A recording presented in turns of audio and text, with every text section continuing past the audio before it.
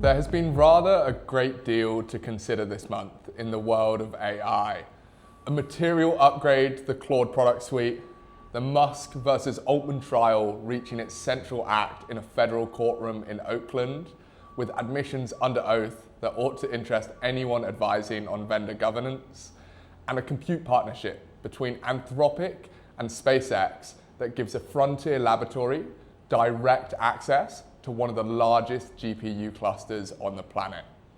Quite the month. Now, this is the first of what is intended to be a monthly recurring series, with the notion being that once a month, I'll take a step back from the daily news cycle and outline what has actually happened in the world of AI, and rather more importantly, what of it actually matters to the small and medium enterprises we work with. There is, this month, a great deal to cover, so without further ado, let me begin with the new tools and product updates.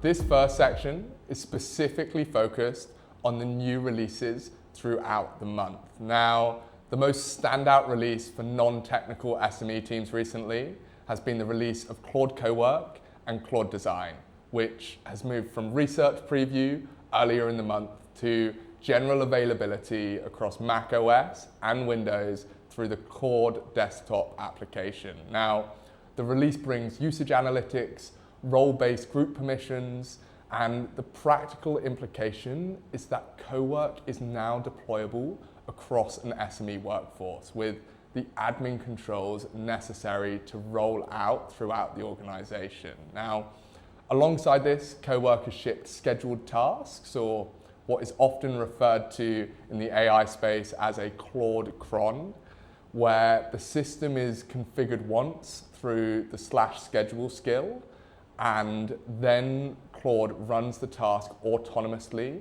on the chosen cadence, whether that be hourly, daily, weekly, monthly, with full access to files, MCP servers, plugins, and connectors. And this is, in my view, the most practical release for teams over the last 8 weeks, where you can now run weekly competitor sweeps, Monday morning sales pipeline reports, daily lead monitoring, research on reports and releases, just to name a few of the immediate applications without having to set up a full automation workflow. CoWork's plugins and connectors have also expanded considerably, with more than 20 new legal MCP connectors, 12 practice area plugins, a unified Microsoft 365 connector covering Word, Excel, PowerPoint, OneDrive, and SharePoint, and private plugin marketplaces for enterprise customers. The implication for our discovery and build planning phases is direct, where CoWork can now plug into the systems UK SMEs actually use day to day without so much bespoke development, meaning in many cases that the path from audit to live workflow has shortened materially. The final CoWork development worth noting is the dispatch and computer use. So Claude can now operate the desktop directly, clicking, navigating, and running developer tools as required.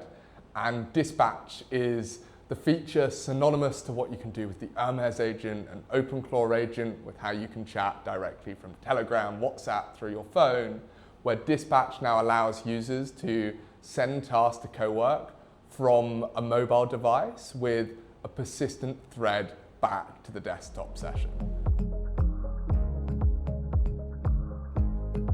Moving into the world of AI news, it's worth mentioning the noteworthy impact that Anthropic has had over recent months. Product velocity has been absolutely unmatched, and their annualized revenue figures have reflected that, moving from approximately $9 billion at the close of 2025 to over $30 billion by the end of April 2026. Now, within the same window, the number of clients paying them $1 million or more annually has more than doubled, from what was 500 to over 1,000 companies. And this points to the prevailing trend where enterprise adoption has now demonstrably moved from what were pilot phases last year into actual adoption entering the mainstream. Now, two infrastructure deals reinforce the picture here, where Anthropic has committed $200 billion to Google for cloud capacity and tensor processing unit access, with capacity beginning to come online in 2027. And it also recently signed the compute partnership with SpaceX, which was announced on the 6th of May, which gives Anthropic the entire Colossus One facility in Memphis, with some 300 megawatts across roughly 220,000 NVIDIA GPUs. So for clients worried about Anthropic's capacity to serve them at scale over multi-year contracts, the answer is becoming more and more clear. Project Glasswing is the other Anthropic development of consequence, and the model called Claude Mythos, for those of you who have heard of it, is more capable than the Opus 4.7 model currently released and is currently gate-kept behind closed doors. Now, it's been made available through Project Glasswing to a consortium of the largest companies in the world, including AWS, Apple, Cisco, CrowdStrike, Google, JP Morgan, just to name a few. And over the past few weeks, financial institutions and banks have been fighting to get access to this model. This came into action following the rife of risks identified during the internal pilot of Mythos at Anthropic, where it was able to identify security vulnerabilities in every single web browser and every single operating system, resulting in companies now fighting for access to secure their systems and data ahead of full rollout. Now, practically for SMEs, this is one of the largest risks on the horizon right now, where once Mythos becomes available to the public, there will be a race to secure all currently running enterprise software ahead of any potential breach or bad actor using it with bad intentions. Two further events worth flagging in the world of AI right now.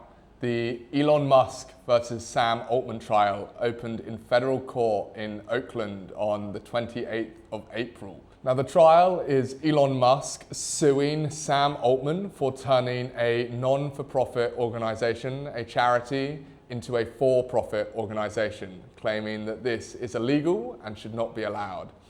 Mr. Musk testified personally and conceded under oath that the XAI model distilled and trained on the OpenAI outputs, and testimony was placed in the public record that indicates that OpenAI's AGI readiness team and its super alignment team were both disbanded in 2024, notably demonstrating the difference in approaches between Anthropic, who are so focused in on risk mitigation and governance, versus OpenAI, whose strategy has become more and more commercialized.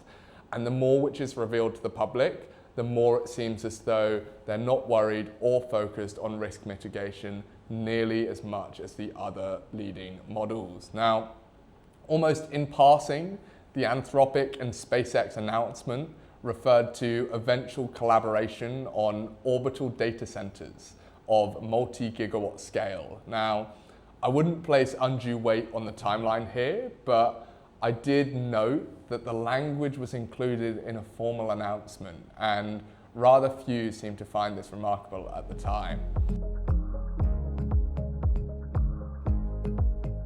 Now, moving on to a brief overview of the model updates. Claude Opus 4.7 has now been generally available since the 16th of April. Claude Mythos sits behind it and is currently only available in Project Glasswing. Opus 4.7 is now the workhorse model that SMEs can access today via the standard API, and Anthropic has also launched Claude for Legal and Claude for Small Business on the 13th of May. OpenAI shipped GPT 5.5 on the 23rd of April, and GPT 5.5 Instant became the new ChatGPT default model on the 5th of May. So clients on ChatGPT Teams or GPT Enterprise now can see a noticeably stronger model by default. 3 new OpenAI voice models were also released, namely GPT Real-Time 2, Real-Time Translate, and Real-Time Whisper. real-time voice and translation is now, on the whole, production ready. DeepSeek also released V4 on the 24th of April with a 1.6 trillion parameter Pro variant alongside a 284 billion parameter Flash model, with each supporting a 1 million token context window. And finally, NVIDIA announced its Vera Rubin platform, which is a family of 7 new chips intended for the largest AI data centers, with the implication for SME planning being that this plays into the thesis that compute prices per token will continue to fall. So building 3-year cost assumptions now based on today's pricing is, in my view, overly conservative, although there is not congruence amongst all of our peers on this perspective. So moving on to the coding agent updates now. Turning to Claude Code, which is the side of the product relevant to technical teams and consultancies running build phases, the most significant addition recently has been the /goal command, which shipped on the 11th of May in version 2.1.139, and one sets a completion condition once, and Claude then continues working turn after turn until a haiku-based evaluator confirms that the condition has been met. So the command supports pause, resume, and clear states, which is really helpful for the technical builders out there. 2 further Claude Code improvements deserve a mention. The first is the agent view and the /recap command, which together allow a single developer to manage multiple Claude Code sessions from one interface, send agents to the background, look at status, and recover context when returning to a paused session. For small development teams, the ability to supervise multiple parallel work streams from one seat is a genuine step change. And the second is the built-in /command discovery and improved error messaging. So the model can now invoke /init and /review and /security review through the skill tool. Interestingly, the benchmark picture in coding has split rather instructively recently, whereby on LiveBench, GPT 5.2 Codex is leading the coding category. On agentic coding, GPT 5.4 leads at 70, with Opus 4.7 regressing to 60 against its own predecessor. Whereas on Anthropic's preferred suites, namely the SWE bench verified and the MCP Atlas bench, Opus 4.7 retains the lead. In parallel, OpenAI has consolidated ChatGPT, Codex, and Atlas into a single desktop application. And they are now offering 2 free months of Codex access. So for clients piloting AI-assisted development, this is a move from OpenAI in an attempt to regain some of the market share that Anthropic has taken so aggressively over recent months. So who's winning the AI race today? The final section for the monthly roundup. It's a question we get asked week in, week out by clients at the moment, and the headline is rather clearer than the benchmarks would suggest. Anthropic is winning the race that matters right now. Despite OpenAI's edge on independently administered benchmarks, the commercial story is the one that ought to weigh on platform decisions. Revenue tripled from $9 to $30 billion in 4 months. $1 million clients doubled to 1,000, and Anthropic leads on the benchmarks that enterprises actually buy against, namely the SWE bench, verified, and MCP Atlas. So the useful observation for clients is that benchmarks have to a considerable degree become marketing, and the more pertinent question right now is which vendor is winning real customers in their sector. And Claude is taking that by storm with the product velocity release that they've had over the past 3 months. Now, OpenAI's recent activity, by contrast, looks rather defensive. New voice models, a new deployment company, the ChatGPT Codex and Atlas consolidation, and 2 free months of Codex all seem like reactive responses rather than proactive leading initiatives. Anthropic has, in addition, locked in strategic moats that OpenAI is yet to match. Project Glasswing, the $200 billion Google deal, the SpaceX Colossus One partnership, and taken together, these provide both customer stickiness and the compute supply to sustain its lead. So for an SME client making a 3-year platform decision, Anthropic's commercial and infrastructural position offers, in my view, rather more confidence in continuity than benchmark scores can. And underneath all of this sits the real binding constraint, which right now isn't model quality. Interconnection wait times on the American grid now stretch to roughly 10 years in the most affected markets. Some 45 gigawatts of small modular reactor agreements have been signed with data center operators, where the 5 largest American technology firms spent over $400 billion on CapEx in 2025. Credible estimates place 2026 between 600 and 700 billion. Now, what we've been seeing is that the model gap closes every 6 months. There's a new competitor taking the lead. But the power gap, the compute access, is the bigger problem that these companies are actually battling over right now.